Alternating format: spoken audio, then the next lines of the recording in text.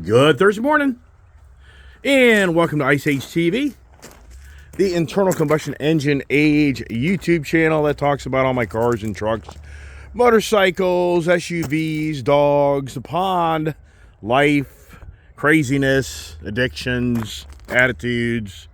Hey, good Thursday morning there. Hey, appreciate everybody who tunes in my channel to watch the regular morning conversation that the Iceman tries to get creative to bring content to you that maybe entertains you, or maybe you turn it off right away. I don't know. But for those who do watch me, thanks so much. It's another beautiful day here in the Northern Virginia, Maryland, D.C. area. Not too cold. Maybe I'm a little overdressed, but rather be warmer than colder. And here it is. The Azura Gray. It's so easy to say Azura Blue because it's blue, but they say it's gray. Wow, isn't that something? So the kid is loving, in so many aspects, her new Wildtrak Bronco Azura Gray that we spent the time yesterday getting the windows tinted out. And I even did the front windshield for the first time in a long time, which I usually don't do that because of the rules and regulations of each state are different. And then the biggest thing is this front windshield is so susceptible to be getting a crack in it, chip in it. So I wasn't going to do it, but it wasn't as expensive as I thought. It's $189, so I did it. If it was like $300 to $500, I would not have done it. So the good news is the kid really has a really good look now at the vehicle. And you kind of check it out here. We did the rear back windows, so it gives a little bit more privacy, and it gives the vehicle a little more cooler effect. Cool wise, temperature, gives it a kind of really cool look. And hey, breaking news, Lethal Performance, another deal at Lethal Performance for the Iceman to get another catback exhaust, AWE. That's going to be a catback that comes out and goes out the side like my other Broncos. I personally installed the last two of all my Broncos. This time I'm going to let Mr. Mac at Customs Exhaust do that job for me. I ain't getting no younger, and since I ain't getting no younger, I just sometimes feel like share the money, share the wealth, let somebody else do the grunt work, because I know how to do it, but I want to just share the fun time. And kid said somebody was out of her gate yesterday. I think it was the Amazon guy. She's texting me at like 9 o'clock last night saying somebody's on the property. I pulled up all my cameras all around my property. But cameras all around the property here, and I couldn't see anything besides my dogs running amok. I just let them out to see who's out here, and I think it was the Amazon guy. So anyways, so yeah, you ever heard the saying, you ain't getting no younger? And yeah, you're hearing the word of the day, young. How do we take another day of conversations of the toys, all my addictions? How do I create the content, right? So if you noticed, the wife's gone. The wife blasted off early this morning to work, not to Tennessee. She's got a lot going on. And a lot of people are like, you gotta have your wife in the video. That'll never ever happen. It'll never happen. I can promise you. Never. You'll never see my wife on a video. Never. It's not gonna happen. Gotta get the dogs in. Yeah, I'll be an old man. Beyond an old man before you'll ever see that. So here's all the cool, are they the cool vehicles? Which one would you want? For all my subscribers, I wonder which person. I said, okay, we're going to have the, I just accomplished 100,000 subscribers. I'm going to give away one of my vehicles to one of my subscribers. I wonder what a subscriber of mine would reach out and say which vehicle they want. Let's get the dogs in the garage. Yeah, I'll be an old fart by the time that happens. It's not easy getting subscribers. People ask me all the time, it's like, hey, how do you make money on YouTube? I'm pretty much like, you don't. You don't make any money. They're like, really? I'm like, do you know how many subscribers you have to really start making any money? You know the type of personality, content, popularity, it's extremely challenging. It really is. And so I'm going to be going in to my fourth year, technically. I took a time out for about a half year in 2020 because I've talked about it before. The country, into my eyes, wasn't in good times. I just didn't feel like making videos of making people think I'm this arrogant son of a V that thinks I'm so special. So I just kind of disappeared. So I really didn't do, I did some videos in 2020, but then I kind of chilled out, and then I kind of got back into it. So it's really more about 2021, 2022, 2023, more of my time that I put into my channel. And the whole point is, yeah, to hit the big subscriber base, I mean, you really have to have an incredible, you have to be incredibly diversified in so many ways. Because I'm not so sure I'm going to have a really big woman base on my channel. Don't take it the wrong way. I'm sure there's women out there who watch my channel, but I can't see me having a stronger base of women over men, because it's like whole car addictions things, the motorcycle addiction things. For the record, most women aren't into that. Yes, women are, but I have to say most aren't.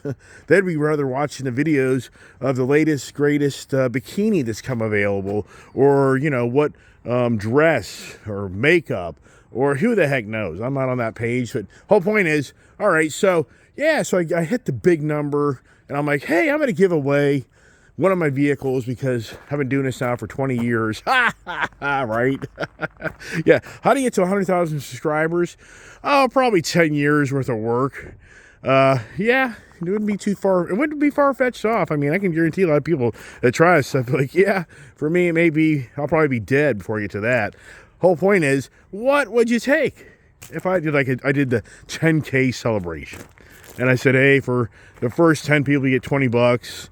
And then I expanded to 20 people, you get 20 bucks. Then the mailman decided to keep my 20 bucks, or your 20 bucks, right? Whole point is, what would you want? You just have anything here. Would you want the race truck? Would you want the Super Bee? The Super Bee's badass. And the reason I'm talking about this morning, because I so truly feel that so many of us that have progressed in life, I use the word progress. You just hear what I said? Progress. I didn't say I'm getting older, I'm progressing. But I think so many of us can so relate that when you go out and get your new toy, your new car, you feel young again. And I talk about that, the vehicle. Like yesterday I was saying, what is it about the Trackhawk or the Wild Track or whatever the hell the damn thing is, a new Bronco Wild Track. Trackhawk, I should have had one. Why didn't I get it? I had a silver one that I could have got. I just didn't do it. I really couldn't get the deal bought. It wasn't so much I didn't want it. It was more about my buddy Tommy at Dulles Dodge. Just couldn't get them to buy the deal. Trust me, I tried to buy a Trackhawk years ago.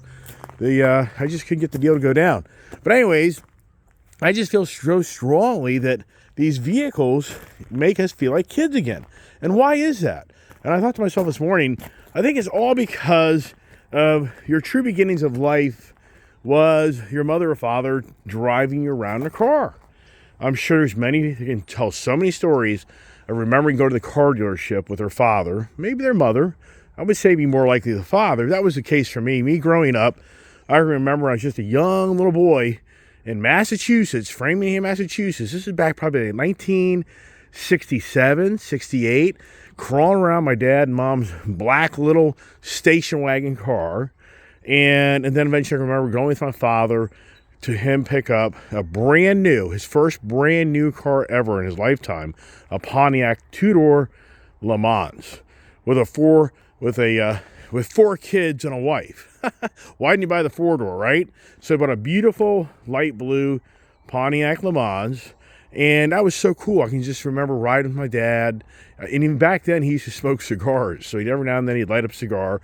I can remember him bringing home a Mustang from the company he worked for, the telecommunications industry, and then having a phone, and having borderline a cellular phone back at that day and age, this huge box, like a military type of, military grade equipment to be able to talk through your phone mounted in the phone. I can remember going with my dad in California to look at the first 240Z or 260Z. There was a 260Z in California back like in 1974, a silver one.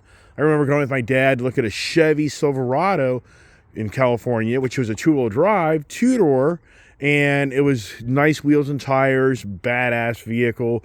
So as a young person, I can so remember having such a relationship of being younger, and then the car addictions, I guess, began. For me, there's no doubt that the car addictions began with me very young, because I was always fixated on my father maybe getting another vehicle, but he by no means, by any means, did what I do. He had, when we had two cars, that was like, wow. I mean, in California, if I remember right, he had a Celica GT and the Pontiac Le Mans. When we moved from New Jersey to California. He picked up a really cool Toyota Celica GT, and that was like back in 74, 73, and it was a used one, and I just loved that little car. I would clean it, I would get inside of it and do the stick shift thing. And I'm like 10 years old, but I was very young. I was a very young person. So once again, I'm sure there's so many people that can remember that experience of being with your parent in that first real, you get in the car, you smell the new car. It could even been a used car for some people here, but it was a unique car for you and your family that you just sticks in your head. And I've even had people reach out on my channel and tell me these stories of, remember their father bought a 1970 Demon, or they bought a Roadrunner, and then the father had to give up the Roadrunner because of the financial, obligations. The Roadrunner didn't make any sense, or the Demon didn't make any sense. So they had to buy a station wagon to take care of the kids. Yeah, who doesn't know all these stories from growing up and being younger? And sadly, too, we have horrific stories of somebody you may know that died very young in a car crash. Who didn't go to their kid to the student driver education review, where you go and sit in the auditorium and they show all these videos of the state police showing, people getting pulled over and people crashing their cars and people killing themselves in their cars, trying to send a message to the younger people that, these things are extremely dangerous in so many ways. So you have to respect the privilege that you have to drive a vehicle. Remember, having a driver's license is a privilege. So sometimes I think people forget that you can lose your driver license if you don't behave and respect the laws and do the right thing. But today, the way people drive, I mean, sincerely, if there were a ton of police, if they had enough police manned on the roads where I live, there'd be people getting written up all day long with reckless driving tickets, and the list goes on and on and on. It'd be huge. Coffee time as we walk around, look at the shop here. So the young, and remember that Monday's conversation was about the breakout, about the Harley-Davidson breakout, which we took that into a theme of breaking out. And then we took the Tuesday conversation of connections, connecting with your car. Then yesterday, Wednesday, I talked about the story. Every vehicle here, everybody has a story from a vehicle they own. And then today I just thought would be a really good conversation would be the young. We start very young. I think most of us kind of got the addictions to the love of vehicles at a very young age, or you didn't. And that's what I say. I think there's a lot of people, I know for a fact, there's people that will never watch my YouTube channel because this isn't anything that really excites them or entertains them by looking at cars and having that attraction or connection, or they're wanting to break away in their car to go do things. Wow, haven't driven the 37 since when?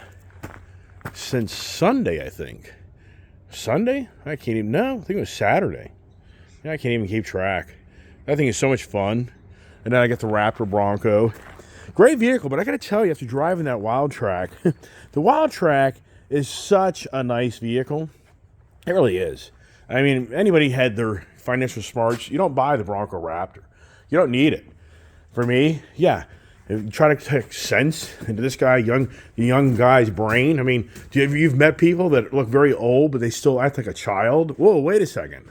Do you know somebody on a channel like that? Yeah, wow, right. Isn't that the goal? Isn't it all about trying to stay younger in life? I mean, how many billions of dollars are spent a year on people trying to stay youthful and young through the fitness programs, the gyms, the vitamins, plastic surgery, surgery in general for somebody who has bad knees, bad hips, bad shoulders. The list goes on and on and on. Everybody wants to try to stay younger. And then if you're really the car motorhead true enthusiast, you go find yourself a 1970 Dodge Challenger that comes out of the graveyard, and you send it to Graveyard Cars over there in Washington State, I think. And the graveyard guy takes your ancient, beat up, degraded, dead car and makes it look brand new. Who doesn't watch that show? And who doesn't know about that guy, where if you sign up to get your car done with that guy, that could be a 2-3 year project.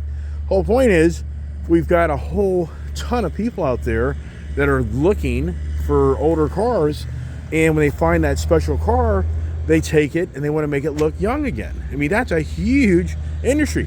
What's the most popular channels when you go to Motor Trend TV, or you go to the just general any type of television shows?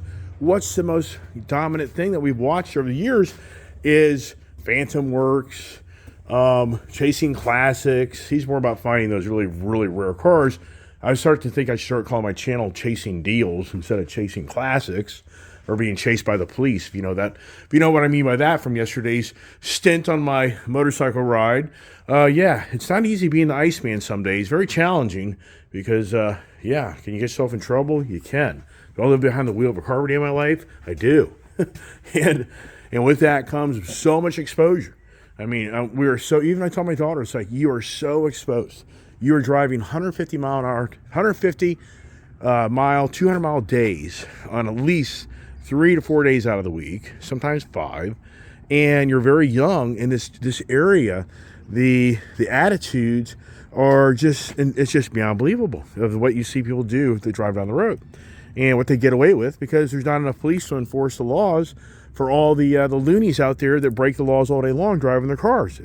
When you're driving down the road, if you really look what's going on, anybody that has a phone in their hand, that's a violation. Anybody going over the speed limit, that's a violation. You know as well as I do, you get on these main roads, who's actually going the speed limit? If you look at what people have done to their cars, how they've modded them, I mean, technically, tinted windows, that's a violation. In some states, see this truck lifted and the tires are outside the fender wells. That's a violation in some states. The exhaust over here, right here, this car starts up, cop brings his DCB thing, decibel meter thing. That's a violation. Let's see here. Where else? I mean, so it's incredible, the vehicles we drive, which is a privilege to drive them. The amount of violations that every one of these vehicles that people drive, in so many ways, is through the roof. Even the point that Elon Musk has been called out with his self-driving capability is technically illegal. It's a violation. The state of California has banned the GM's Cruise program out there in San Francisco, where they have these driverless cars. They've banned them. It's a violation that these things drive around the streets that are autonomous vehicles. Right, what does that have to do with being young? Well, it just goes back to, for all of us here that have the car addictions, I just talked about how people will send off an old car and they'll have it restored to look young again. And that costs a lot of money. It's pretty incredible how much money people spend these days on these cars, that they'll dig up an old Mustang and they'll gotta restore it. They'll dig up an old Corvette. But what's really cool is everybody knows that goes with the young is the old. And what I mean by that is, when you find an original Mopar 426 Hemi Cuda, 1970, plumb crazy, and it's never been touched, wow, what value is that? When you find a 55 Corvette, when you find a Camaro, 69 302 Z28, I'm not really such a Camaro guy, I'm just throwing things out there. When you find those cars that are old and they've never had the youth refresh on them and they're all original in factory, what does that say, right? Now, I just read this morning that the Camaro's done. Now, I know that the Camaro was supposed to be finished for 24 model year, but I'm reading that they just built the last 24 Camaro, period. It's over.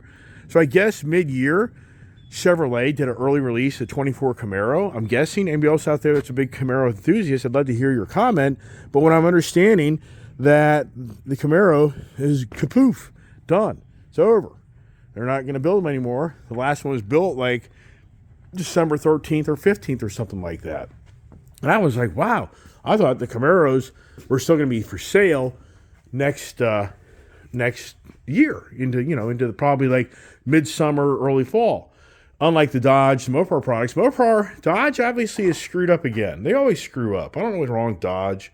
They've overbuilt too many damn cars. They're now rebating these cars. They are. I don't think you're going to find the brand new Red Eye per se discounted. Possible. It's possible. But Dodge has done the full shebang on building as many of these things and getting as many parts put out the door to get rid of these things that apparently, as everybody knows, Dodge has pretty much come to an end building his car. I haven't actually heard an official date on that yet. I haven't seen that on the internet, but all I know is right now, Dodge has through February incentives of rebates to buy these cars. But, it's the same old story that I was sharing with you yesterday on this Bronco purchase that I bought a brand new Wildtrak Hot Pepper Red, January 2022. They honored the 2021 pricing, so I kind of got a little bit of a break on that because I was supposed to get it in 2021, but then he took to 2022, blah, blah, blah, blah, blah, blah. And yeah, the pricing on it is extremely more expensive than with less things with it. So just like these Mopar products, this Super Bee over here, Plum Crazy, this SRT package in 2015, when I bought my first SRT, non-wide body, didn't have it, but I think it was like 54 grand totally loaded up. Fast forward to today, and this thing's now like $73,000. Now some would be like, that's crazy. It's back in 2016, 17, you could buy a brand new Charger Hellcat setup in the 60s, optioned out in the 70s. And then you go, to me, isn't it something as you all progress that time just goes by so quickly? I mean, for me, I'm even stumped to think that in some aspects, we're coming up 10 years ago next summer.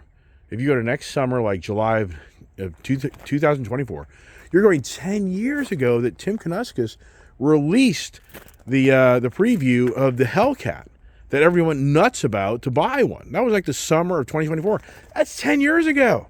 It's hard for me to believe that you're talking now, for me, 8 years ago from when I bought my SRT, the new style Charger. I had a 2006 Dodge Charger SRT. Talking about the newer generation body style, 2015. It's hard for me to believe that, wow, that's 8 years ago. Hard for me to believe that my first Raptor truck I bought was this time of year in 2017. That was 6 years ago. Just wow. And 6 years later, I'm on my fourth Raptor, from a 2018 model to a used 2018 model to a 2022 model that I bought this past late winter, to another 2022 model, but it's a 37-inch package. So in some aspects, people be like, it just doesn't make any sense, man. You had a 22 brand new, it had like 300-400 miles on it, and you got rid of that truck to get the power boost. But yet, here you've come full circle back to that. But that's a 37. And I talk about all the time, what is it about the Iceman that has this challenge of selling things only to buy them back in so many aspects, which I don't disagree. It's crazy. Oh my gosh. So as I get younger, I ain't getting younger. As I get older, I always say it, I think as you get older, you get stupider. I mean, come on. Does anybody believe that Joe Biden is an intelligent individual? As that guy gets older, does he get more stupid? What is it with this country now that the people are addicted to the older powers to be? What is that all about? We're not younger, but that's my point this morning. Is I just talked about it in the cars. In so many aspects, people want the young, fresh, rejuvenated. You feel new, you feel invigorated, blah blah blah. But at the same time, you still want the older technology. I think that's huge right now. That's my daughter's number one complaint. She just hates she hates the technology stuff in these cars. She doesn't like it. And it's incredible how so many people have all this technology in cars. I've talked about it the other day, and they don't even use it. But you're paying for it. You're being forced in so many ways now to pay the big bill for all these vehicles just to appease the select few. I mean, does anybody know this story? We're subsidizing, in so many ways, today's cars of technology are being subsidized by the majority for the minority. Because I can guarantee you, most people are like, I don't really want all those features in that car. And that car could be 10 grand less. I'd take that car in a heartbeat. Here's the motorcycles. What is it about my motorcycle addictions? What the hell's going on? I don't know. It's just what is going on. I mean, how many motorcycles do you need? I get it. I just bought a freaking Honda Goldwing. Here I'm out yesterday driving a freaking Indian FTR. Actually, I was very impressed with the way that bike rode. And I just kept riding it, which if I would have any brains, I would have turned around. And then I'd have one less challenge in my life to deal with now. That's a whole other story, but nothing per se radical. It's just living on the roads, and you get exposed, and it's an Indian. For me, the FTR could possibly keep me in love with my Indians. I mean, the Indian really is a nice product. I get all that. It's just like I was telling John at Motorcycles Dollars yesterday. I said, I'm just getting bored of these bagger bikes. I've had them so long. And someone said, but you bought a bagger bike called a Honda Goldwing. Well, that's a sport bike in disguise. Until you ride that motorcycle, that is such a refined, awesome motorcycle. But here's the point. What is it? It's like this Triumph Rocket. My selling dealer, John, yesterday I was telling him, I said, ever since I bought this Rocket Triumph, it is like rejuvenated me, just feeling like it's all fresh, it's all new, it's a whole different ride, but I like it. And I never thought I'd really like the open air riding as much as I do now, and it really has changed me. And John's like, well, I told you it doesn't happen. I told you bought that Triumph. It's going to change the way you look at motorcycles. I'm like, okay, well, whatever. So the whole point is, I'm now just more like, wow, just like that CVO. You know, they had a CVO breakout, if I remember right. But it's like that Harley breakout. That is such a cool looking, badass bike. I mean, I could still go do the deal. I mean, I don't know. I mean, you know me, who the hell knows? I mean, part of me says I need to grab that Street Bob and just go cross the bridge, go to the dealership, buy that breakout, just put it to bed. And yeah, I'm not excited about the interest rate, but you know what? I guess just pay it down and refinance it or something. I don't know. If I had any brains, I could just pay for it cash. But I want to get rid of that Street Bob. Problem is, Street Bob's got an obligation. It's negative numbers. It's upside down. This guy's being very aggressive to get me out of it. So, it's kind of like what you have to say to yourself is, all right, buy the breakout, but you still have a Street Bob you're paying on that you're going to spend a ton of money to get out of versus just trade it for the breakout. If the numbers are kind of within the reason the same, just do that. Which, yeah, there's where my brain starts thinking. So that would be continue the purchases. And so anyways, so what is it about the motorcycles? Do the motorcycles make you feel young? And I'm going to tell you what.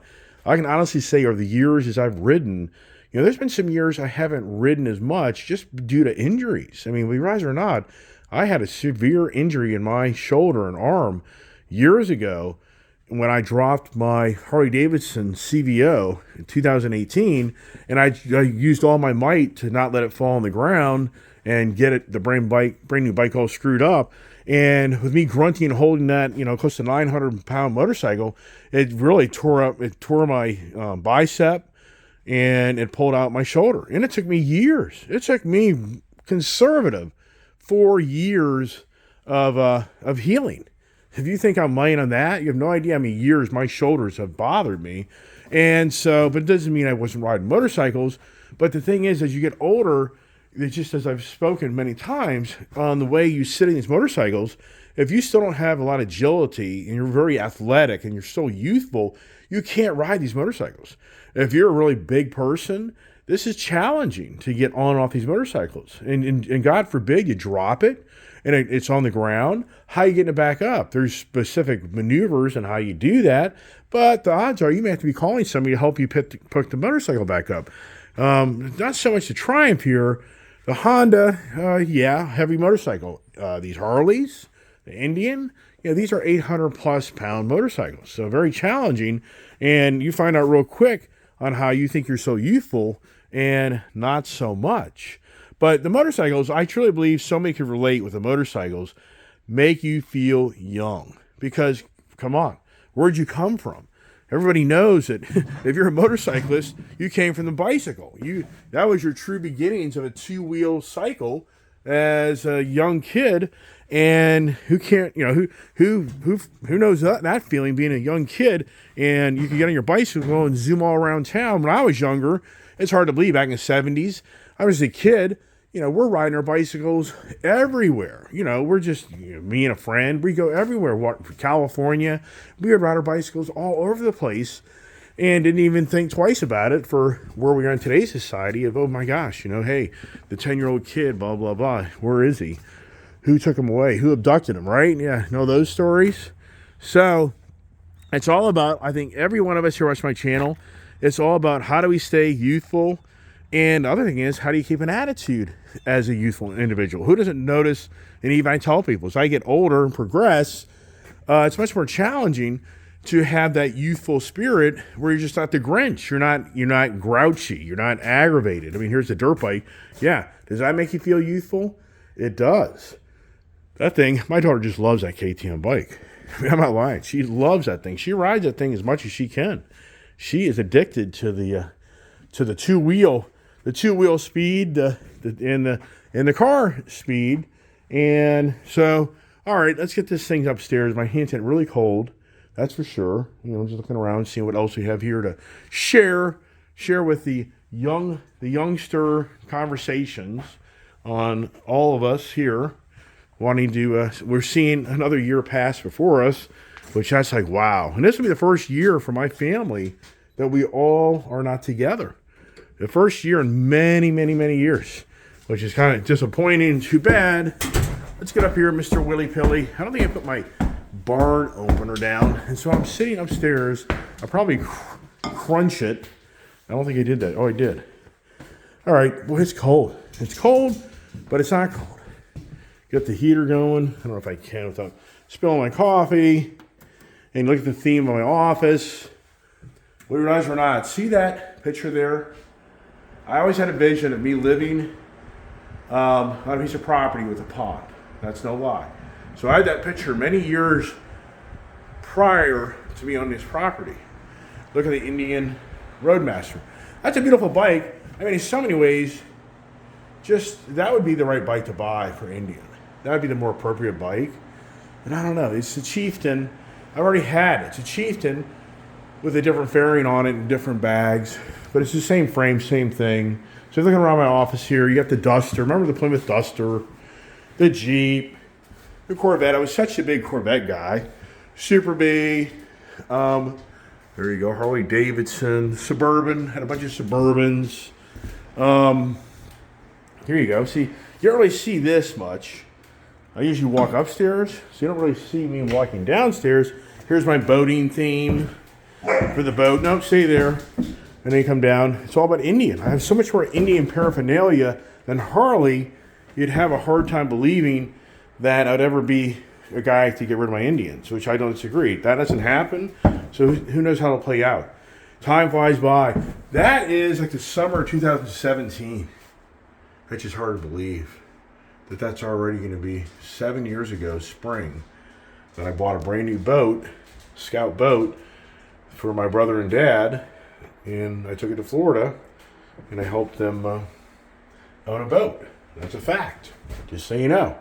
So yeah, you always see me coming upstairs pretty quickly. Just thought I'd share that with you, with all my paraphernalia. And, you know, a lot of people would be like, where's all the pictures of your daughter and your family? And, you know, that just hasn't ever been who I am. I'm always the car addict. Some people are like, oh, what a cold-hearted man. Yeah, right. The guy that pays for everybody's enjoyment in life at my expense. I mean, truly.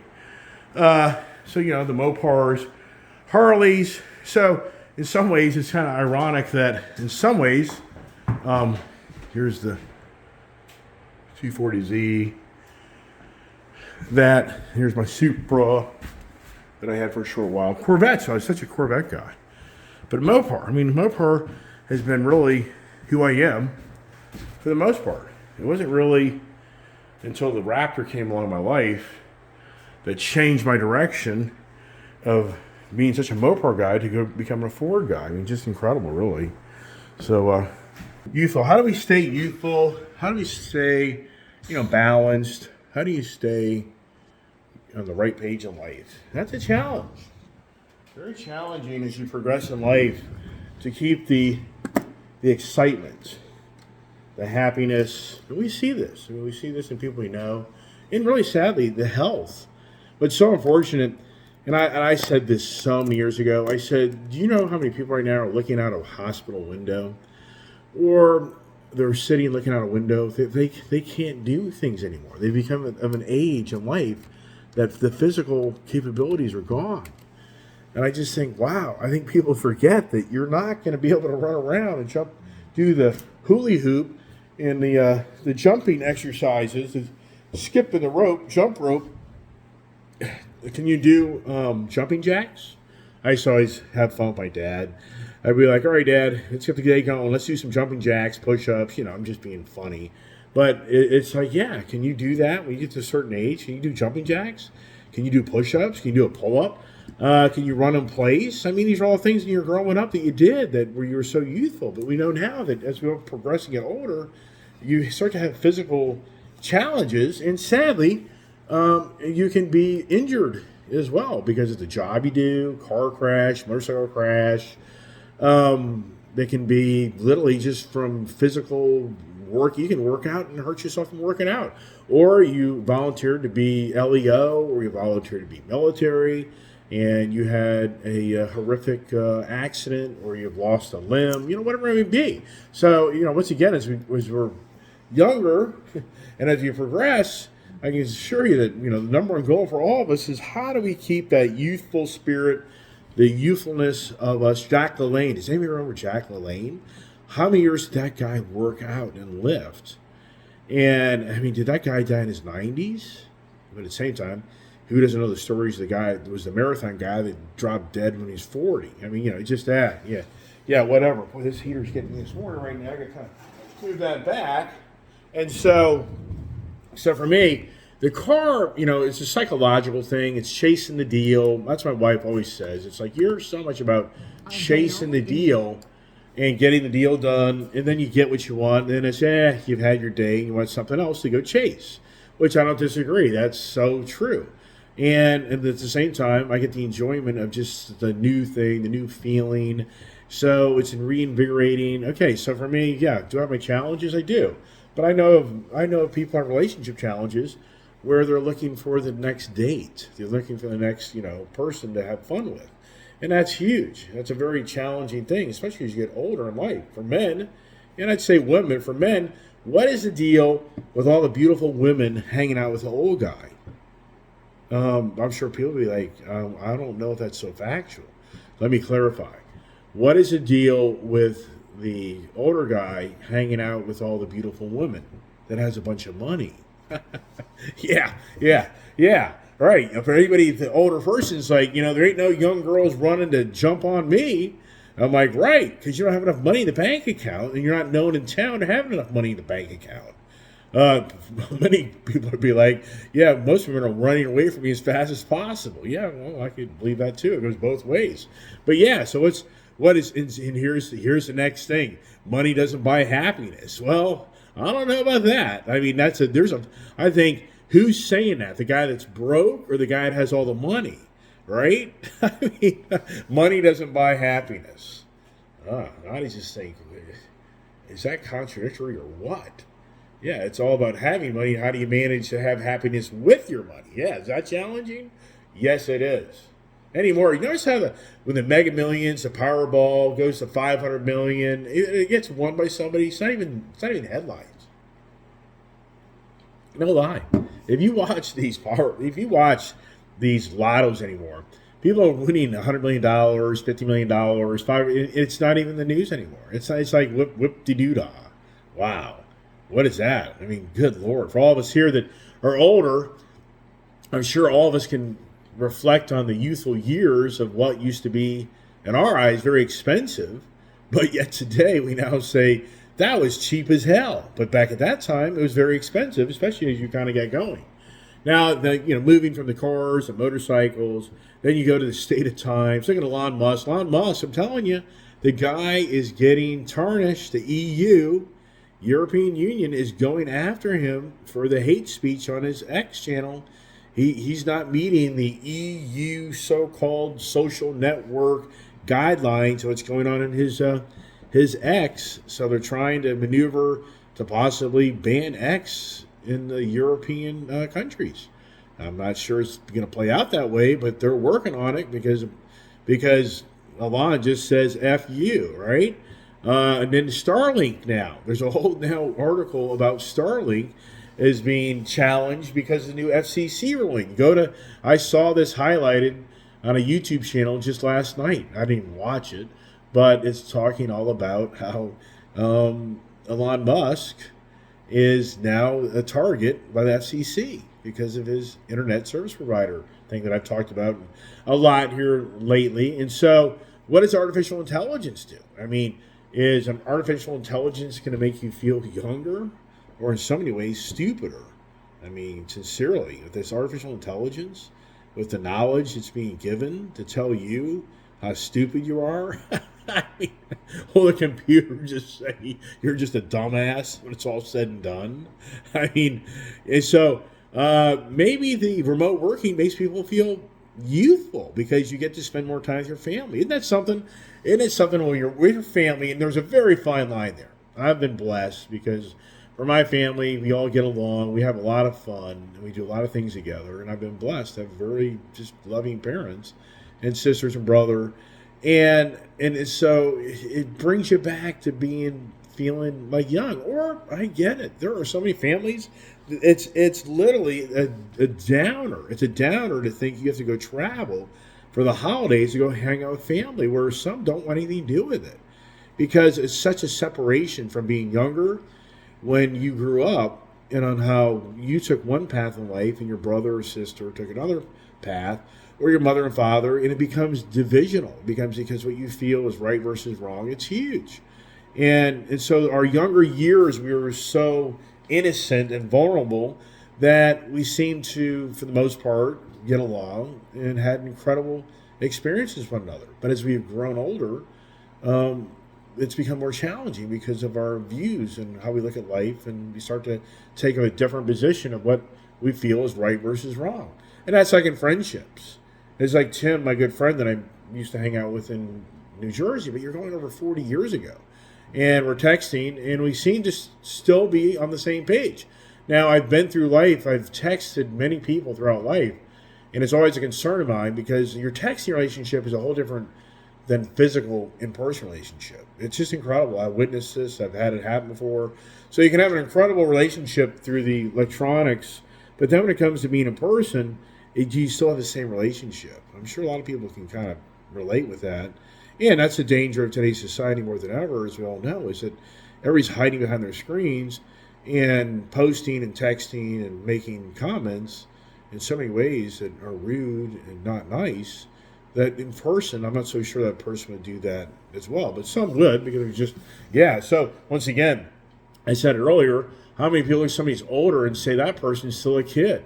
They never grew up. Who doesn't know these type of people that they never grew up?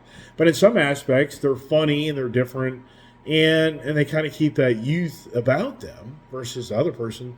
They get so sophisticated and so arrogant that, and that's where I think the division starts in the family relationships as people get older from their youth.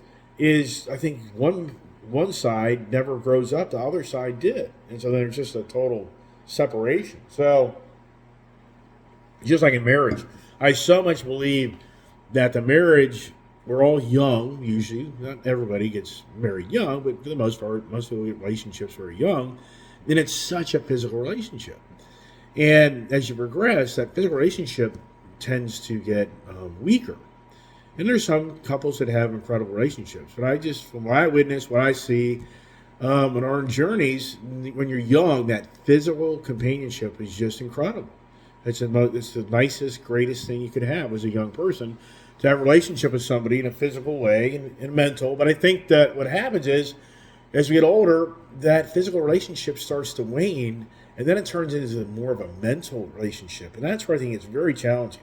I just have too many friends and people I know of that are not really happy in their relationship anymore, because I think it's so much that the physical aspect is gone, and it's all the mental aspect. And the mental aspect then is more about, as we know, it's very challenging when your spouse that thought you were so special when you were so young, but as you progress in life and you get older, that spouse doesn't look at you that way. I mean, it's more nitpicking, all the faults you've had. I mean, who doesn't know these stories? And I think that's what creates eventually the divorce and the separation, is because it becomes more of the blame game and the criticism more than being, overwhelmed with somebody feeling you really are unique and special.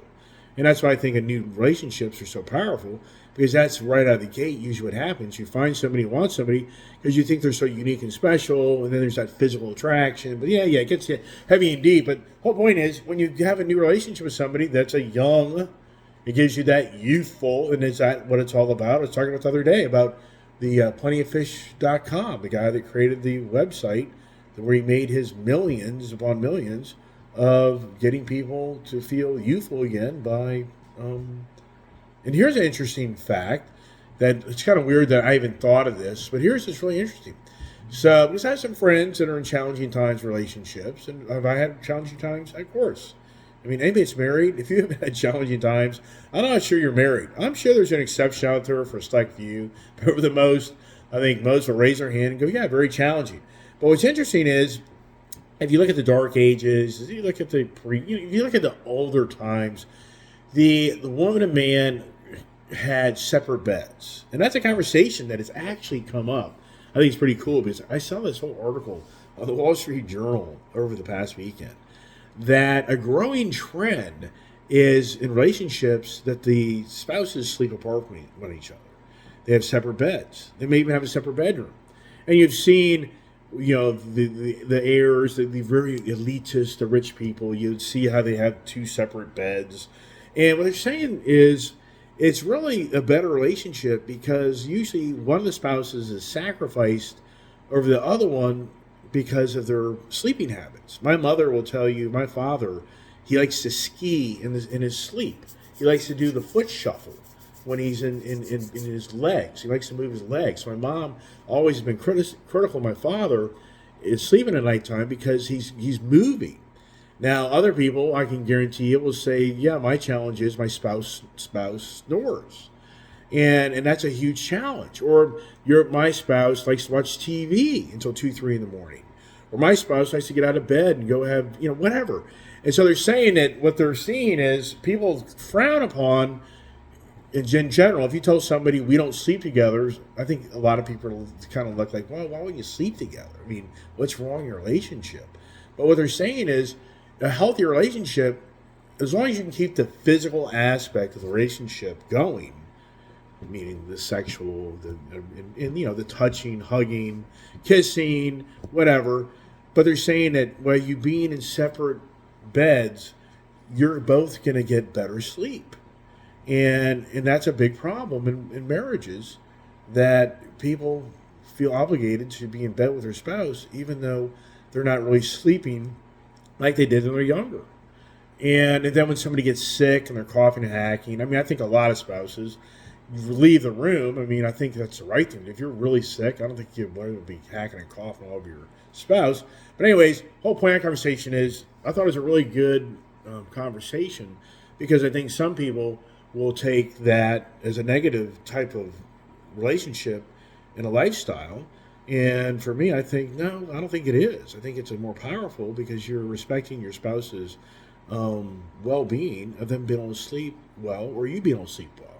And for me, I wake up at 2 in the morning, 3 in the morning, 4 in the morning, 5 in the morning. I'm up all night long. Yeah, does she think my wife sleeps with me? No, she doesn't. We have separate accommodations. And we've done that for years. And I'm going to tell you right now, for me, I actually enjoy that, because you do get better rest. And we just have two different types of, and that's the thing. Now, when you're very young, no, not so much. That's what I'm saying. As you progress in relationships in life, it becomes more challenging. And I think that physical relationship starts to wane, it becomes more mental. And that's when I think then it's the accusations, accusing others. And everybody has relationships that work for them. Some would be like, no way, I'm always going to sleep with my wife. Others would be like, no, I can't take their antics that doesn't allow me to get the proper rest. So great article, Wall Street Journal. And apparently it's more of a growing trend than people realize, but they don't want to talk about it. Once again, I think most people be embarrassed, because then people take it that you don't have a strong relationship. And that's what happens, is people think, oh, if you're not sleeping with your wife or your husband, then you've got a very weak relationship. Well, okay, well, whatever. It's been going on for hundreds of years, and you grew up as an individual that slept in your own bed. So, I mean, okay. Were you a failure back when you were a kid? And somebody's going to sleep in your bed? Well, maybe somebody was sleeping in your bed because the stories of the people who are extremely poor. Who doesn't know those stories of 6 people in one bed? Right. You know these stories? Yeah. Go to the coal mining days. Go to the rural areas. Go to the poverty of the poverty. Right. So now, with all the young talk, as I try to wrap this conversation this morning, here's Joe Biden now does anybody really want, why is this country supporting so many old farts? Wouldn't it be nice to get some young blood into these political system that just break out of these older sitting senators that just are there forever. They're there forever. It's so bad. It is so bad. When can we break out of the mold and the younger generation raises their hand and says, it's over, go vote, get rid of these old farts, bring in some new younger blood, and get rid of these guys? But so here's Joe Biden, where now his Inflation Reduction Act is going to be a total sucker punch to so many, because the Chinese are loving how Joe Biden has fallen into their trap. He has. He totally has. For all you Joe Biden supporters out there, I don't care. Comment on my channel. Prove me wrong. Joe Biden has fallen into the Chinese trap. The Chinese trap is they're more far advanced than we are with all this electric vehicle infrastructure, electric batteries.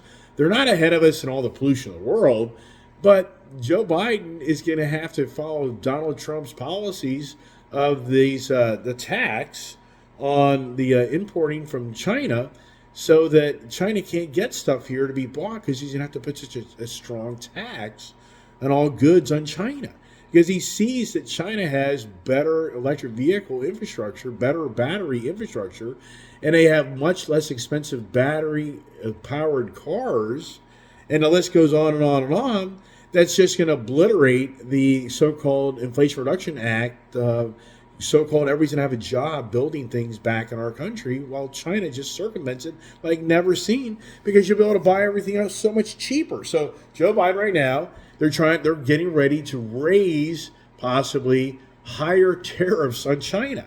And people are saying for China, they're now going to look at this like, what's going on? I thought we had this so-called relationship. And now Joe Biden's going to, so it's a 25% tax on any vehicle that comes from China right now, tariff. So Biden wants to keep that tariff, but he may have to even raise it more, because the 25% may not even make the Chinese built car that more expensive when it's all said and done. So I just think, wow, we're just getting ready to watch the implosion. And here's the thing, I say the blind leading the blind, the young following the young. This whole new young electric revolution, how's it playing out? We know. It's the borderline. People will say all day long, a younger person doesn't have the experience of an older person. You kind of want an older person because they have the life's lessons and more knowledge and more experience. Having younger people do things sometimes is very dangerous, because they have to go through the missteps and the punch in the face to realize that decisions they made were so wrong. But in so many aspects, we're witnessing an older guy named Joe Biden that's implementing policies that has the antics of a young person's mentality. Wow. That's it. I'm wrapping it up. What am I buying today? Am I buying a FTR Indian? Am I buying a breakout Harley? Am I getting crazier? Don't have to answer that question. All right, everybody. Hey, have a great day. God bless. Stay safe.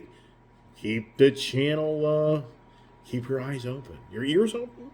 What is the Iceman up to now? Stay tuned.